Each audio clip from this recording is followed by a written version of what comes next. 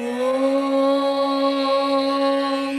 कौसल्या सुप्रजा रामपूर्वा सन्ध्या प्रवर्तते। उत्तिष्ठ नरशार्दूला कर्तव्यं दैवमान्निकम्। कौसल्या सुप्रजा रामपूर्वा सन्ध्या प्रवर्तते। उत्तिष्ठ नरशार्दूला कर्तव्यं दैवमान्निकम्। उत्तिष्ठोत्तिष्ठ गोविन्द उत्तिष्ठ गरुडध्वज। उत्तिष्ठ कमलाकान्त त्रैलोक्यं मङ्गलं कुरु। उत्तिष्ठोत्तिष्ठ गोविन्द उत्तिष्ठ गरुडध्वज। उत्तिष्ठ कमलाकान्त त्रैलोक्यं मङ्गलं कुरु। मातः समस्त जगतां मधुकैटभारे। वक्षो विहारिणि मनोहर दिव्यमूर्ते। श्रीस्वामिनि श्रित जनप्रिय धानशीले। श्रीवेङ्कटाचलपते तव सुप्रभातम्। तव सुप्रभातमरविन्दलोचने। भवतु प्रसन्नमुखचन्द्रमण्डले। विधिशङ्करेन्द्रवनिताभिरर्चिते। वृषशैलनाददयिते दयानिते। अत्र्यातिसप्तऋषयः समुपस्य सन्ध्याम्। आकाशसिन्धुकमलानि मनोहराणि। आदाय पादयुगमर्चयतुं प्रपन्नाः। शेषाद्रिशेखर विभो तव सुप्रभातम्। पञ्चाननाब्ज भव षण्मुखवासवाद्याः। त्रैविक्रमादिसरितं विभुतास्तुवन्ति। भाषापतिः पठति वासरशुद्धिमारात्। शेषाद्रिशेखर विभो तव सुप्रभातम्। ईषत् प्रफुल्ल सरसीरुहनारिकेळपूगद्रुमादि सुमनोहर पालिकानाम्। आवादिमन्दमनिलः सह दिव्यगन्धैः। शेषाद्रिशेखर विभो तव सुप्रभातम्। उन्मील्य नेत्रयुगमुत्तम पञ्जरस्ताः। पात्रावशिष्ट कदली फलपायसानि। भूत्वा सलीलमतकेलि सुखा पठन्ति। शेषाद्रिशेखर विभो तव सुप्रभातम्। तन्त्री प्रकर्ष मधुरस्वनया विपञ्च्या। गायत्यनन्त सरितं तव नारतोऽपि। भाषा समक्रम सकृत्करसाररम्यम्। शेषाद्रिशेखर विभो तव सुप्रभातम्।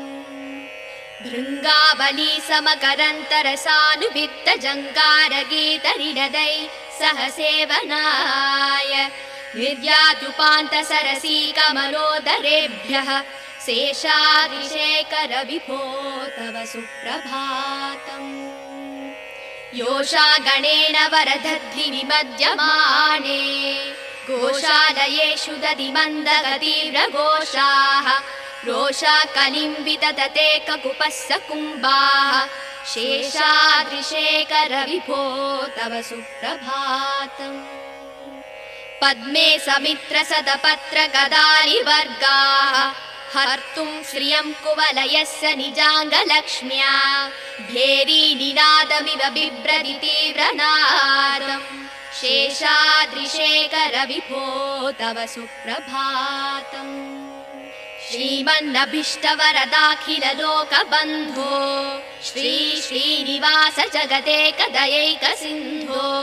श्रीदेवता गृहभुजाङ्कर दिव्यमूर्ते। श्रीवेङ्कटाचलपते तव सुप्रभातम्।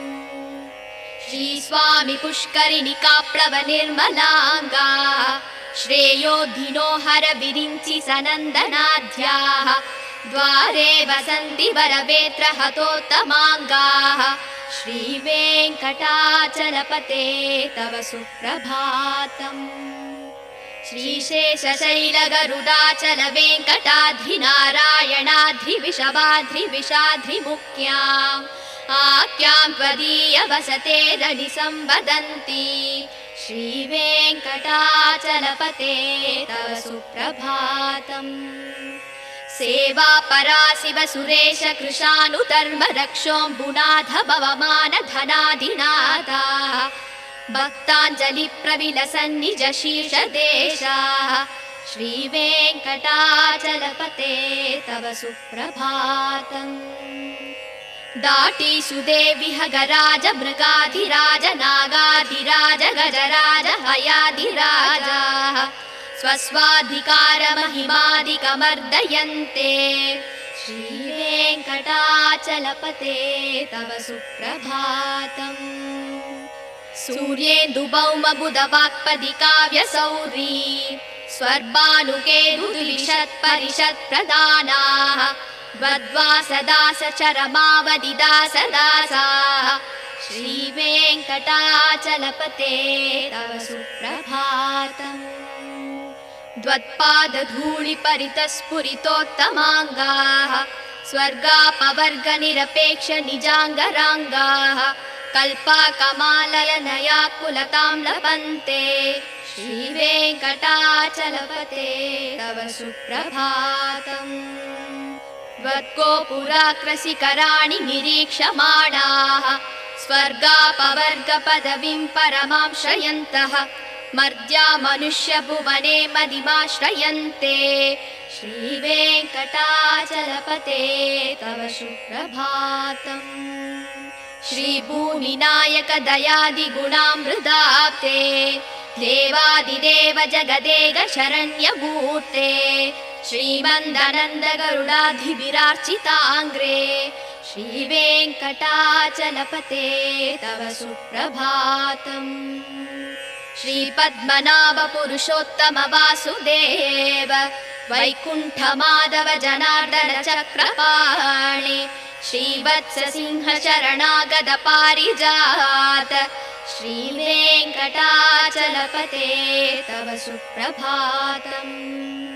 कन्दर्पदर्पहर सुन्दर दिव्यमूर्ते कान्ताकुचाम्बुरुह गुड्मललोल दृष्टे कल्याण निर्मल गुणाकर दिव्यकीर्ते श्रीवेङ्कटाचलपते तव सुप्रभातम् मीनाकृते कमलकोल नृसिंहवर्णिन् स्वामिन् परस्पत तपोधन रामचन्द्र शेषांस राम यदुनन्दन कल्किरूप श्रीवेङ्कटाचलपते तव सुप्रभातम् एलालवङ्गघनसार सुकन्ति तीर्थम् दिव्यं वियत्सरिति हेम घटेषु पूर्णम् धृत्वाद्य वैदिकसिकामणयः प्रहृष्टाः दिष्टन्ति वेङ्कटपते तव सुप्रभातम् भास्वानुदे दिवि गचानि सरोरुहाणि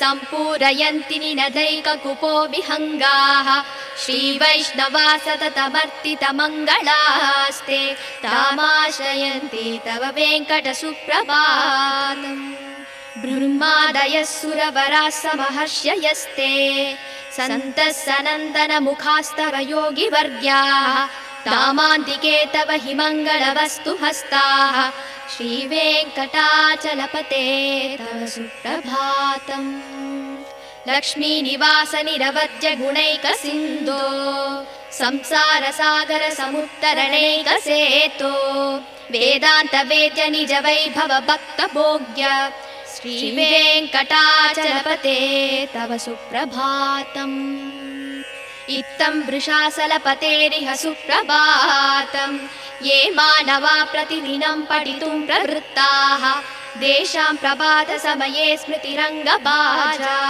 प्रज्ञां प्ररार्थ सुलभां परमां प्रसूते।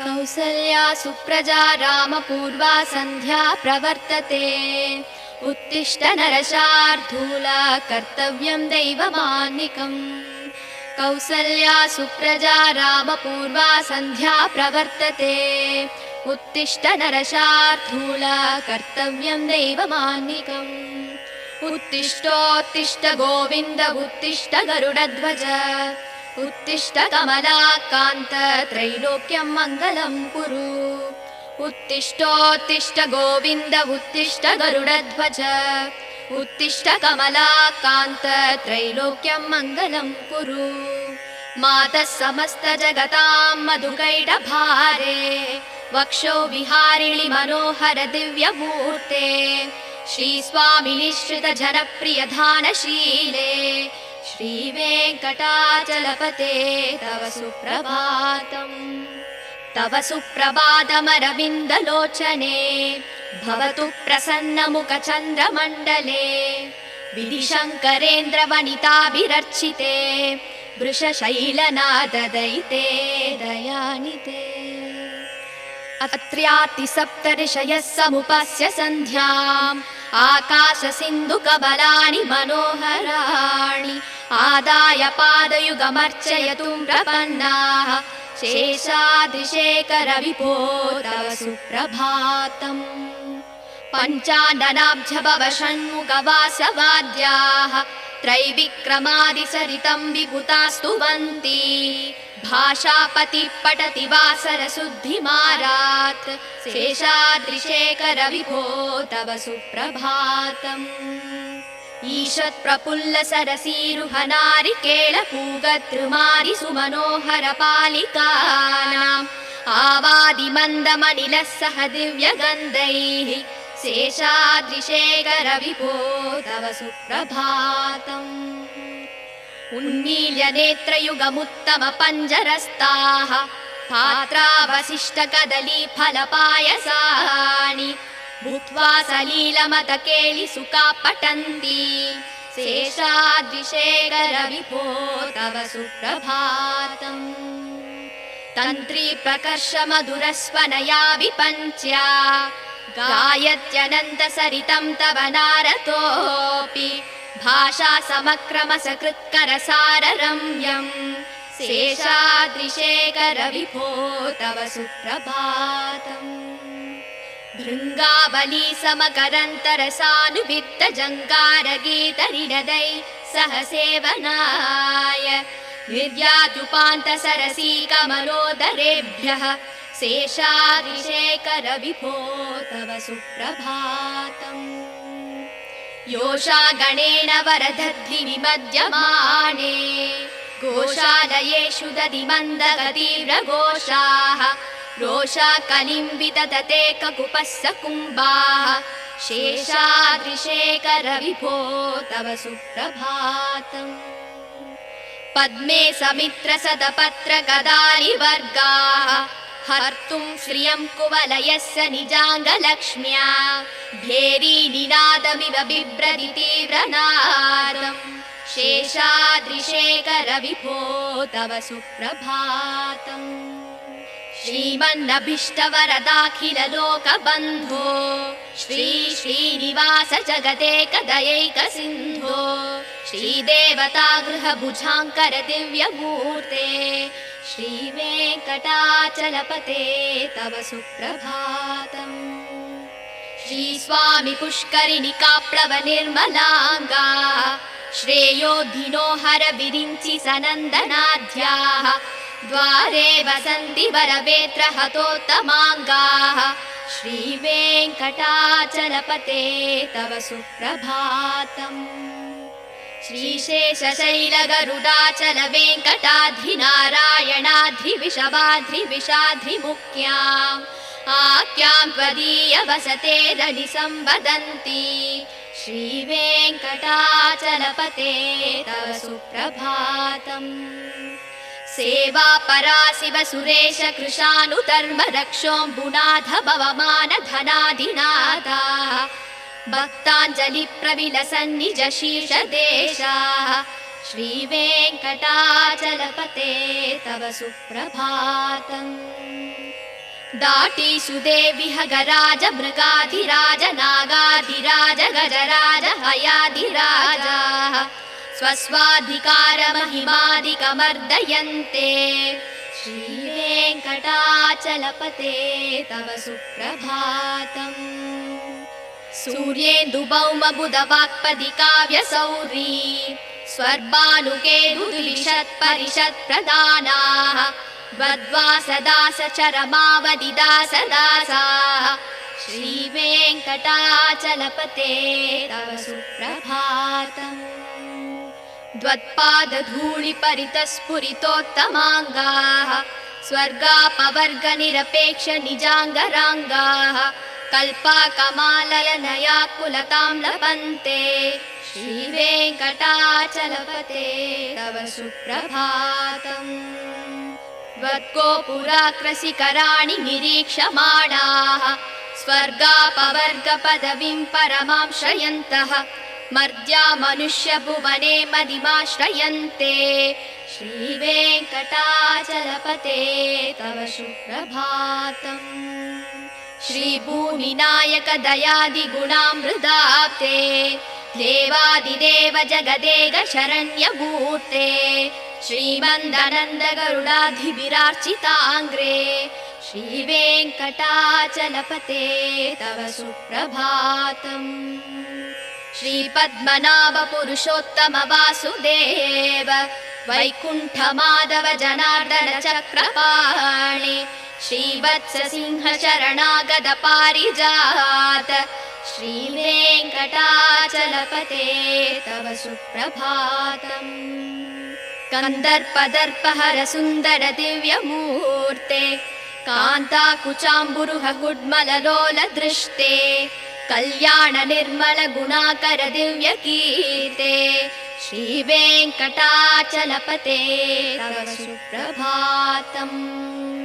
मीनाकृते कमलकोल नृसिंहवर्णिन् स्वामिन् परस्पत तपोधन रामचन्द्र शेषांस राम यदुनन्दन कल्किरूप श्रीवेङ्कटाचलपते तव सुप्रभातम् एलालवङ्गघनसार सुकन्ति तीर्थं दिव्यं वियत्सरिति हेम घटेषु पूर्णं धृत्वाद्य वैदिकसिकामणय प्रहृष्टाः दिष्टन्ति वेङ्कटपते तव सुप्रभातम् भास्वानुदे दिवि कचानि सरोरुहाणि सम्पूरयन्ति निनदैककुपो विहङ्गाः श्रीवैष्णवा सततमर्तितमङ्गलास्ते तामाश्रयन्ति तव वेङ्कट सुप्रभातम् ब्रह्मादयः सुरवराः समहर्षयस्ते सन्तः सनन्दन मुखास्तव योगिवर्ग्याः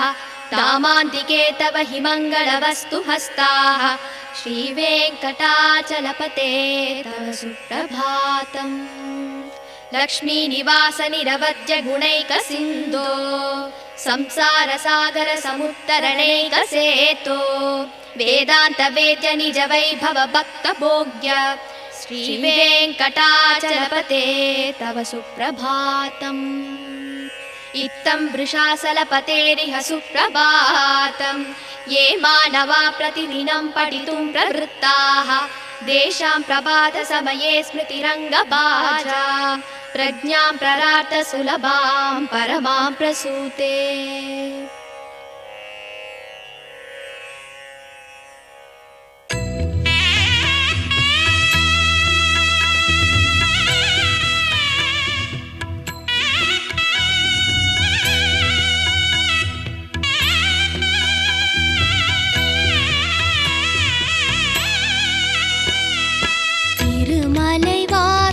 श्री श्रीनिवासा तिरुमगळ पोற்றும் अழகியனே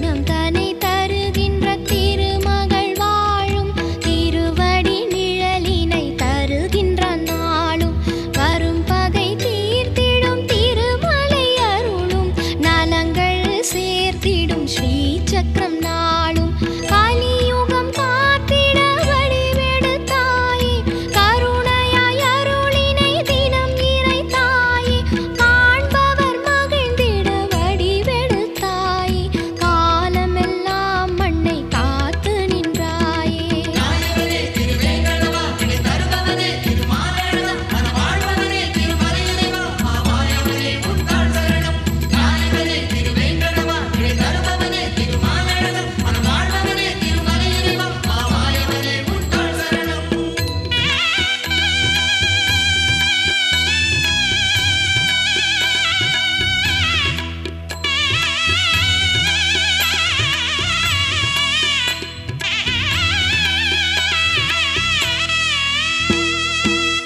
வேங்கடமலையை நாம் நினைத்தாலே வேதனை மறையும் அவன் நாமத்தாலே செல்வங்கள் பொழியும் வான்மழை போலே தினம் அவன் மலரடி தொழுது வந்தாலே ஆயிரம் சூரியன் ஒளி என நீயும் மலைகளில் திகழ்ந்தாய் மகிமைகள் அறிந்தோம் மாயனே உன்னடி சரணங்கள் ஐயா மாதவனே உந்தன் நாமங்கள் மறவேன்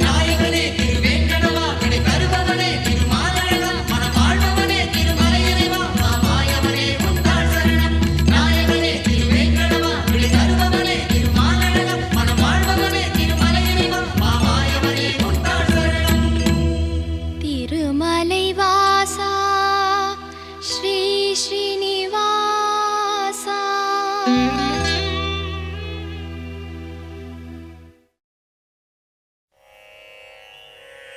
கமலம் மலர் மேல் வசிக்கும் மகளே உறைவாள் பெருமாள் திருமார்பினிலே திகழும் நல் குங்குமம் மேனியனே விஜயீ பவ வெங்கட சைலபதே கமலம் மலர் மேல் வசிக்கும் மகளே உறைவாள் பெருமாள் திருமார்பினிலே திகழும் நல் குங்குமம் மேனியனே விஜயீ பவ வெங்கட சைலபதே கமலம் இதற்போல் நல் கண்ணுடையான் கடல் மேல் உரை பஞ்சனை கொண்டவனே நலங்கள் தரும் செல்வம் எல்லாம் தருவாய் திருவேங்கடனே என்னை காத்தருள்வாய் எழில் பிரம்மனுடன் சிவன் ஆறுமுகன் எனும் தெய்வம் எல்லாம் உன்னை போற்றிடுவார் இறைவா தலைவா திருவேங்கடவா ரிஷசைலபதே என்னை காத்தருள்வாய் என்னை தீண்டிடும் வல்வினை தீவினைகள் பல நூறு தவறுகளின் துயர் நிலைகள்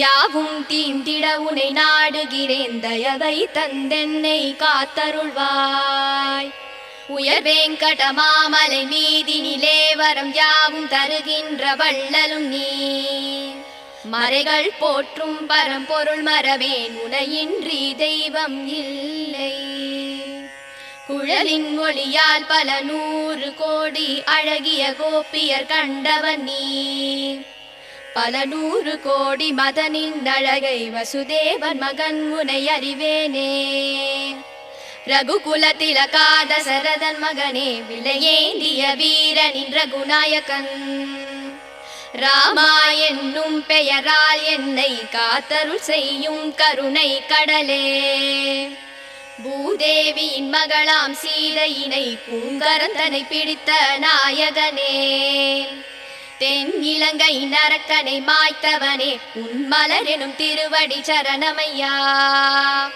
நல்வீரமும் முகமும் நல்குணமும் இரு தோளழகும் தினம் கொண்டவனே ரகுகுல தெய்வம் உன்னை அன்றி எந்தன் மனதினில் இனி ஒரு தெய்வமில்லை உன்னை அன்றி தெய்வம் இலை வெங்கடேஷா உன் நாமம் வேறின்றி ஏதுமில்லை ஸ்ரீனிவாசா ஹரே வெங்கடேஷா அருள்வாய் அருள்வாய் மரவேன் வெங்கடேஷா விருப்பம் அருள்வாய் மனம் முந்தன் அடியை மறவாமல் இருக்க தினம் உன்னை தியானித்து நிற்கின்றேன் அதன் காரணத்தால் முந்தன் திருக்கோலம் எனக்கருள் செய்திடுவாய் பிரபு வெங்கடேஷா பிறவிகளால் ஏற்பட்ட தீவினையால் பிழைகள் 100 செய்தேன்.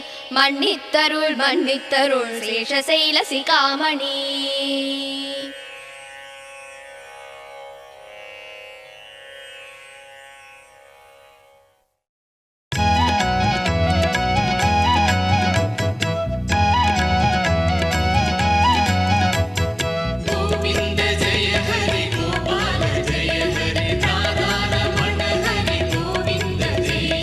பூலோகம் தன்னை வைகுண்டமாக்கி ஸ்ரீதேவி உடனே அருள்கின்ற தேவா.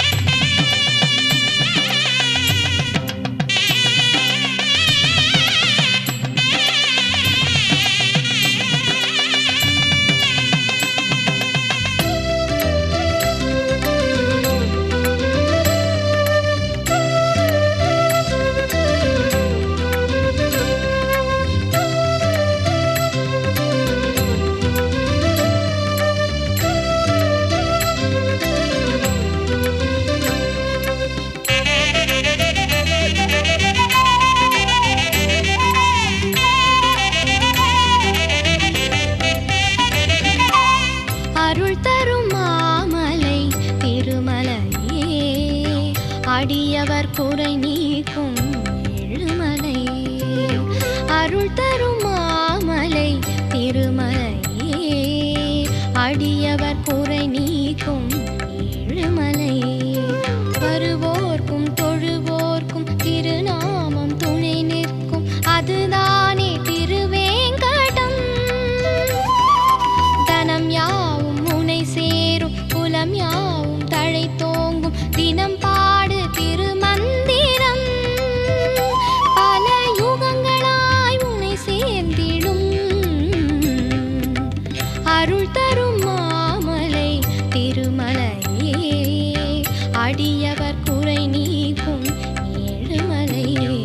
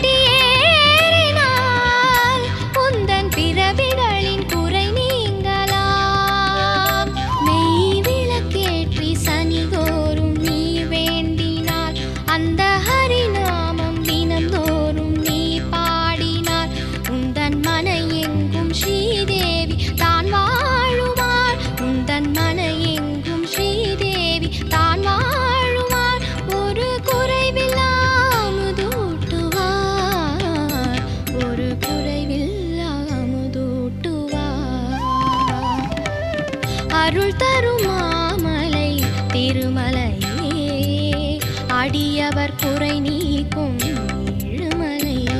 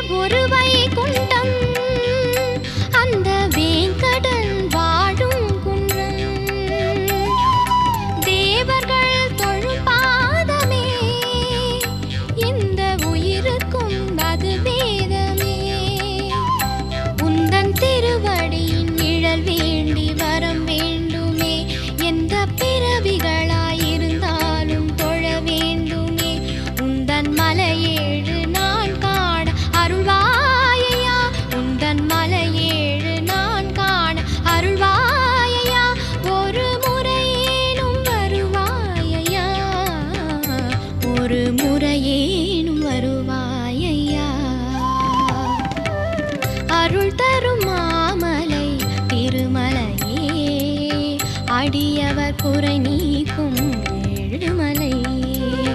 அருள் தரும் மாமலை திருமலையே, அடியவர் குறை நீக்கும் ஏழுமலை. வருவோர்க்கும் தொழுவோர்க்கும் திருநாமம் துணை நிற்கும், அதுதானே திருவேங்கடம். தனம் யாவும் புனை சேரும், குலம் யாவும் தழை தோங்கும், தினம் பாடு திருமந்திரம். பல யுகங்களாய் உன்னை சேர்ந்திடும், அருள் தரும் மாமலை திருமலையே, அடியவர் குறை நீக்கும் ஏழுமலையே.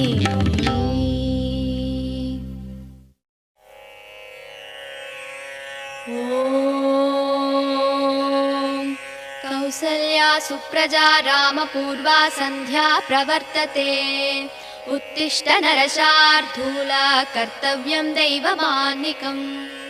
कौसल्या सुप्रजा रामपूर्वा सन्ध्या प्रवर्तते उत्तिष्ठ नरशार्दूल कर्तव्यं दैवमान्निकम् उत्तिष्ठोत्तिष्ठ गोविन्द उत्तिष्ठ गरुडध्वज उत्तिष्ठ कमलाकान्त त्रैलोक्यं मङ्गलं कुरु उत्तिष्ठोत्तिष्ठ गोविन्द उत्तिष्ठ गरुडध्वज उत्तिष्ठ कमलाकान्त त्रैलोक्यं मङ्गलं कुरु मातः समस्त जगतां मधुकैटभारे वक्षो विहारिणि मनोहर दिव्यमूर्ते श्रीस्वामिनिश्रित जनप्रिय धानशीले श्रीवेङ्कटाचलपते तव सुप्रभातम् तव सुप्रभातमरविन्दलोचने भवतु प्रसन्नमुखचन्द्रमण्डले विधिशङ्करेन्द्रवनिताभिरर्चिते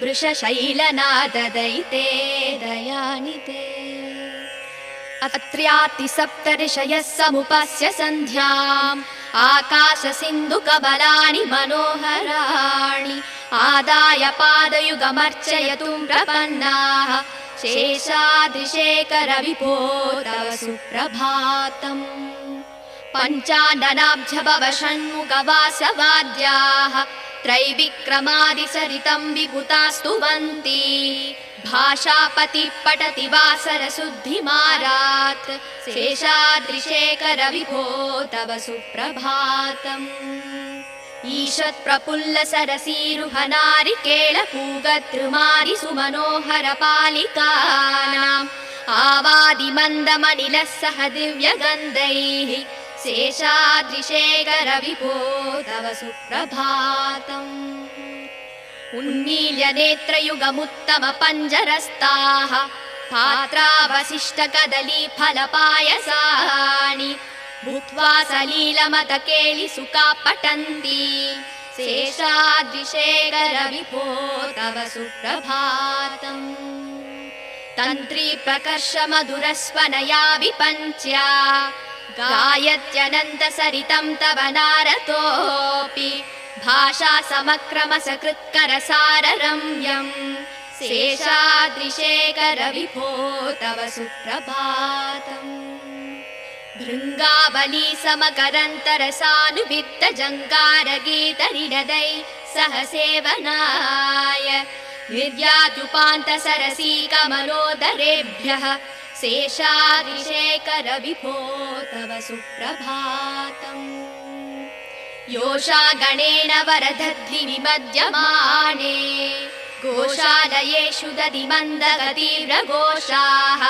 रोषा कलिम्बिततते ककुपस्स कुम्भाः शेषाद्रिशेखर विभो तव सुप्रभातम् पद्मे समित्र सदपत्र गदारिवर्गाः हर्तुं श्रियं कुवलयस्य निजाङ्गलक्ष्म्या भेरी निनादमिव बिभ्रति तीव्रनादम् शेषाद्रिशेखर विभो तव सुप्रभातम् श्रीमन्नभीष्टवरदाखिल लोकबन्धो श्री श्रीनिवास जगदेकदयैक सिन्धो श्रीदेवता गृहभुजाङ्कर दिव्यमूर्ते श्रीवेङ्कटाचलपते तव सुप्रभातम् श्रीस्वामि पुष्करिणिकाप्लव निर्मलाङ्गा श्रेयोधिनो हर विरिञ्चि सनन्दनाद्याः द्वारे वसन्ति वरवेत्र हतोत्तमाङ्गाः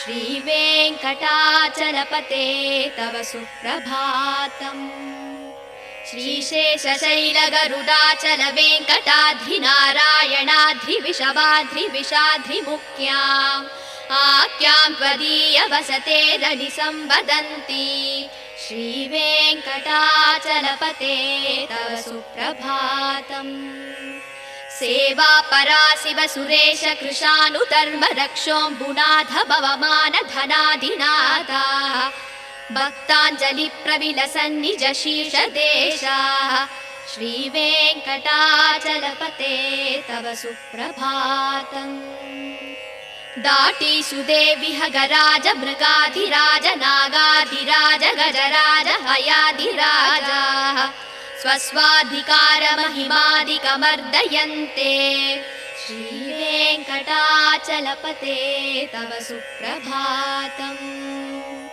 सूर्येन्दुभौमबुधवाक्पदी काव्यसौरी स्वर्भानुकेतुद्विषत्परिषत्प्रदानाः वद्वासदासचरमावदिदासदासाः श्रीवेङ्कटाचलपते तव सुप्रभातम् द्वत्पादधूलिपरितस्फुरितोत्तमाङ्गाः स्वर्गापवर्गनिरपेक्षनिजाङ्गराङ्गाः कल्पाकमाललनयाकुलतां लभन्ते श्रीवेङ्कटाचलपते तव सुप्रभातम् त्वद्गोपुराग्रशिखराणि निरीक्षमाणाः स्वर्गापवर्गपदवीं परमां श्रयन्तः मर्त्या मनुष्यभुवने मदिमाश्रयन्ते श्रीवेङ्कटाचलपते तव सुप्रभातम् श्रीभूमिनायक दयादिगुणामृताप्ते देवादिदेव जगदेक शरण्यमूर्ते श्रीमन्दनन्द गरुडाधिभिरार्चिताङ्ग्रे श्रीवेङ्कटाचलपते तव सुप्रभातम् श्रीपद्मनाभ पुरुषोत्तम वासुदेव वैकुण्ठमाधव जनार्दन चक्रपाणि श्रीवत्स सिंह शरणागत पारिजात श्रीवेङ्कटाचलपते तव सुप्रभातम् कन्दर्पदर्पहर सुन्दर दिव्यमूर्ते कान्ताकुचाम्बुरुह गुड्मललोल दृष्टे कल्याण निर्मल गुणाकर दिव्यकीर्ते श्रीवेङ्कटाचलपते तव सुप्रभातम् मीनाकृते कमलकोल नृसिंहवर्णिन् स्वामिन् परस्पत तपोधन रामचन्द्र